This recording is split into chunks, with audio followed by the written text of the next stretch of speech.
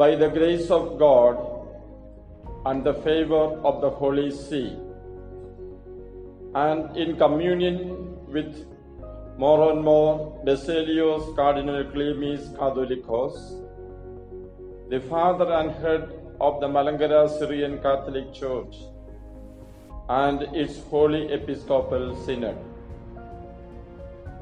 from the Metropolitan Bishop of the Eparchy of St. Ephraim Kadiki Pune, Abun Thomas Mar Antonios OIC, blessings to the priests, the religious, the seminarians, and the faithful of the eparchy. To our God is all glory and honor, from now and forever. Amen. Dear Reverend Fathers, Reverend Sisters, seminarians, beloved pastors and faithful, greetings and love and blessings in the name of our Lord Jesus Christ. We celebrated the mysteries of our salvation wrought by Jesus Christ, who became incarnate, preached the kingdom of God, suffered, died, buried, rose again from the dead, and ascended into heaven, and who sits at the right hand of God the Father. This year, we celebrated these mysteries in the liturgical year in an extraordinary way. The COVID-19 pandemic topsy-turvied our life. It changed the world. My dear friends, I experienced it as a rare event and experience in human history. We could meditate on these mysteries from the interiority of our personal life. Once in our life, we had the opportunity to celebrate it from the interiority of our domestic church, our family. We transformed our family and our home into churches. We are now preparing to celebrate the Pentecost at home. Let us imbibe the same spirit of Mary, the mother of Jesus, and the apostles who waited in the upper room in prayer for the Pentecost. Let us pray for the outpouring of the Holy Spirit on us, our homes and parishes, and the world. May the Holy Spirit heal the world. I wish you a blessed season of the Pentecost. Life is a mystery. In God's providence, everything that happens in our life is for our good. Many ask why God is allowing the pandemic to happen. The truth is that God is not allowing it to happen, but the good Lord is healing us from all that happens to us and are made to happen to us. He continues to save us and the world. Everything that has been happening in the four corners of the earth, as we often see in the Bible, is for the renewal of life, for the good of humankind. In the Old Testament, we see numerous instances of pestilence, plagues, diseases, and natural calamities that befell the people of God. It is often depicted as God's wrath over his people for their wrongdoings. There is certainly an element of punishment. For God punishment is medicinal. It is for the renewal of the world. For surely I know the plans I have for you, says the Lord, plans for your welfare and not for harm, to give you a future with hope. Then when you call upon me and come and pray to me, I will hear you. Jeremiah 28 verses 11 and 12. We know that all things work together for good for those who love God, who are called according to His purpose. Romans 8:28. In fact, God has always led humanity through difficult times.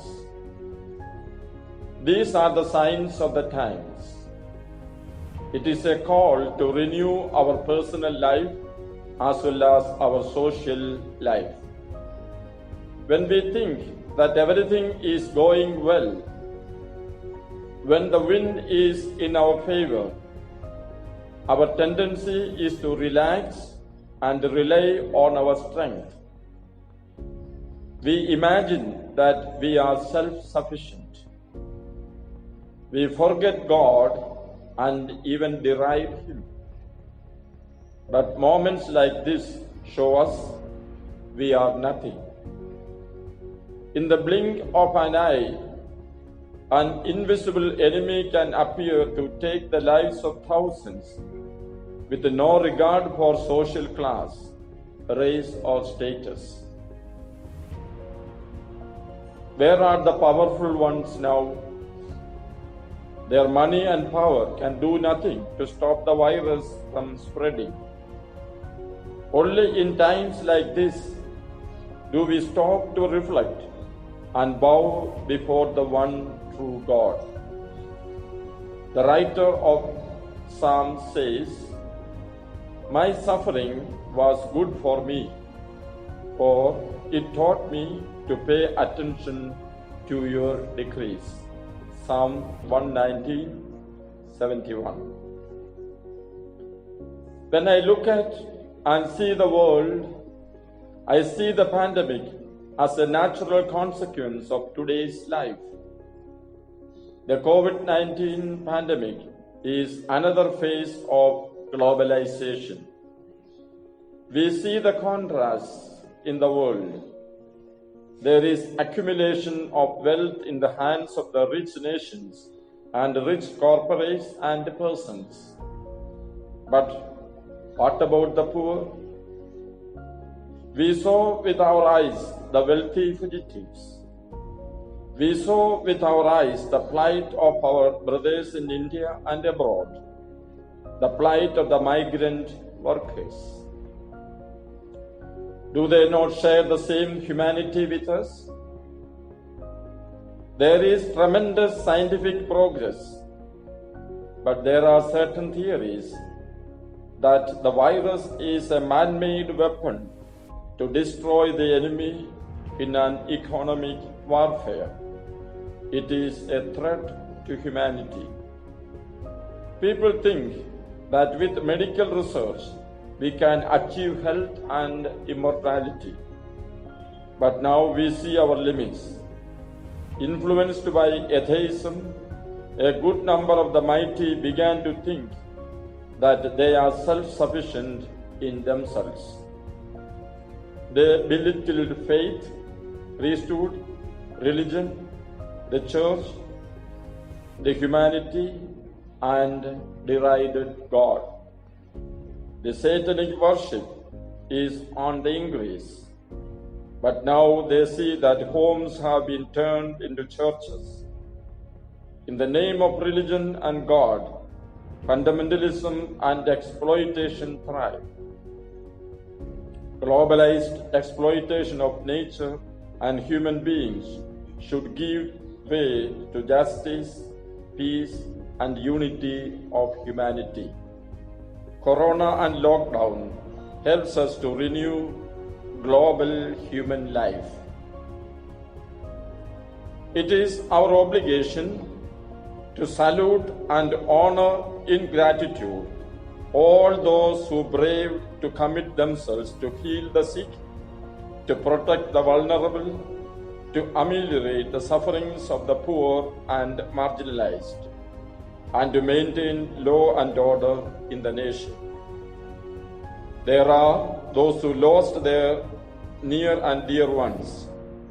They could not even attend the last rites of their beloved dead. There are those who suffer from the collapse of the economy and the loss of employment. The government officials, policemen, and above all, the health service personnel deserve our gratitude and respect. Charity begins at home. There are some of our own families which were affected by the pandemic. I tried to contact them and comfort them through prayers. The Eparchy of St. Ephraim pays homage to all those who laid down their lives because of the pandemic. We pay a loving and prayerful tribute to our nation and to all those who suffer because of the pandemic and all who brave to serve the humankind, even sacrificing their lives. I know that all our faithful and families are taking refuge in the providence of God and turning their homes to churches. I appreciate all our families for keeping the hearth warm with a practicing faith during the season. Our priests, religious, pastors, and lay missionaries, and all the faithful were and are serving the needy and those affected by the pandemic.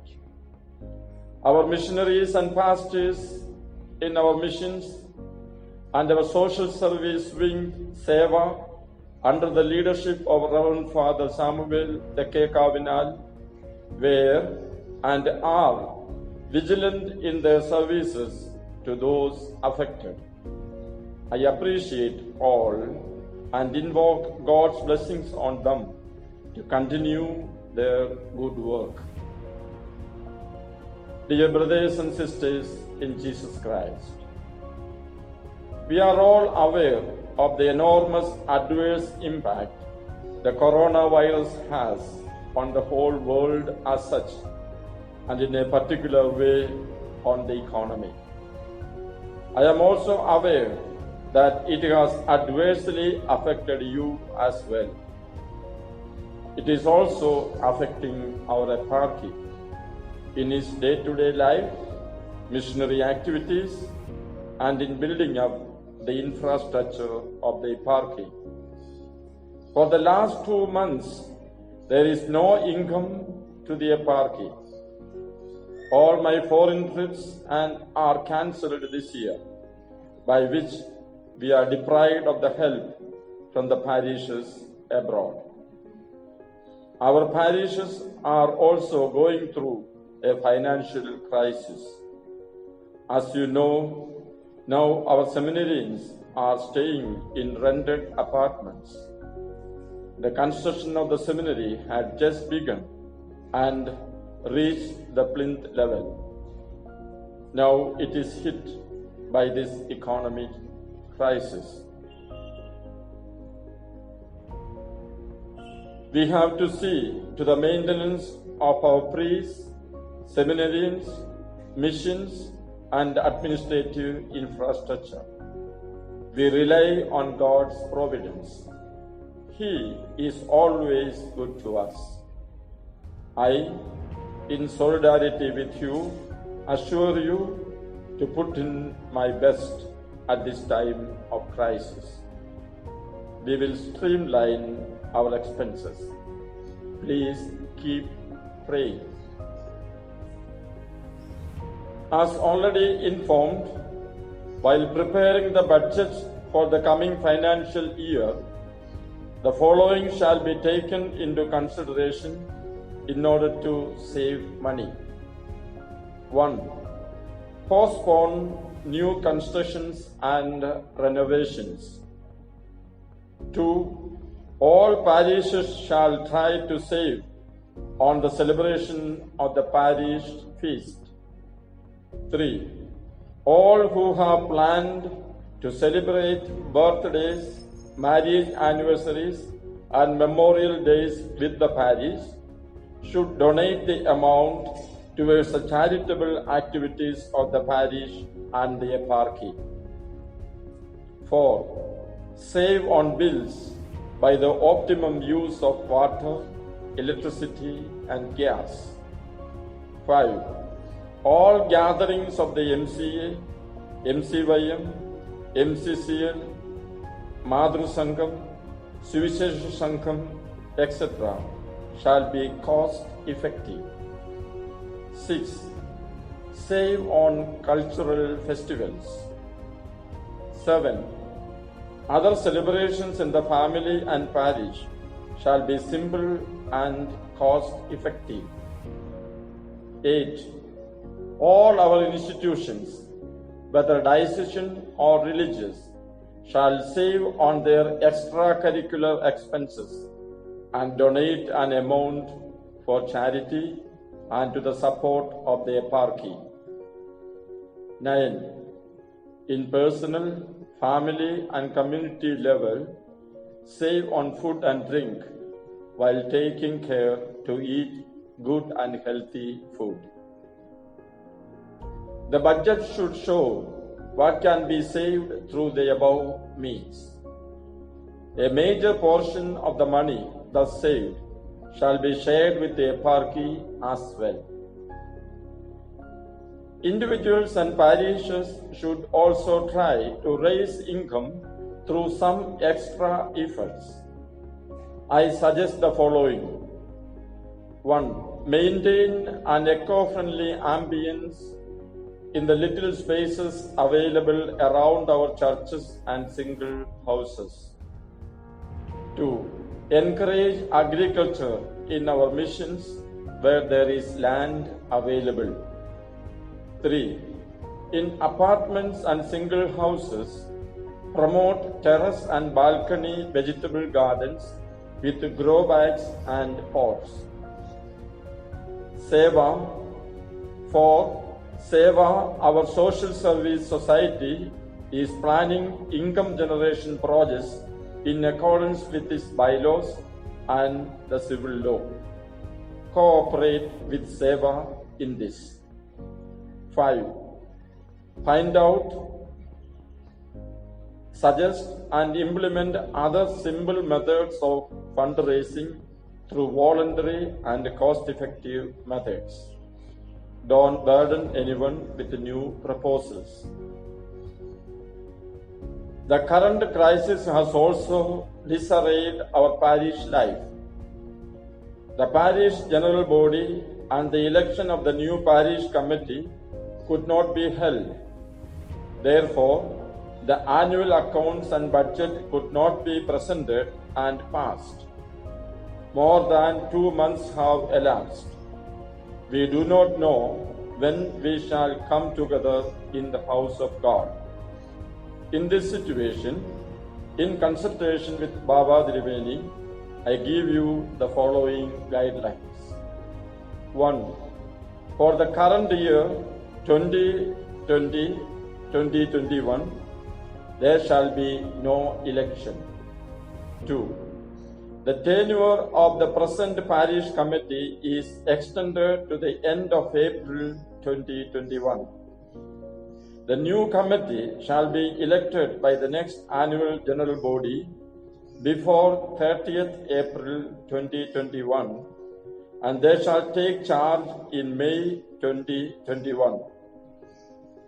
As usual, a circular taking into consideration the then existing situation will be issued by me by early March 2021. 3. The parish general body is to be convened as soon as the order or social distancing is lifted by the government and the parish is able to reconvene for liturgical celebrations. In this general body, the accounts of the current year and the budget for the coming year shall be presented and passed. For the date for submitting the accounts for internal audit and for civil audit will be intimated to the parish priest from the finance office of the eparchy. 5.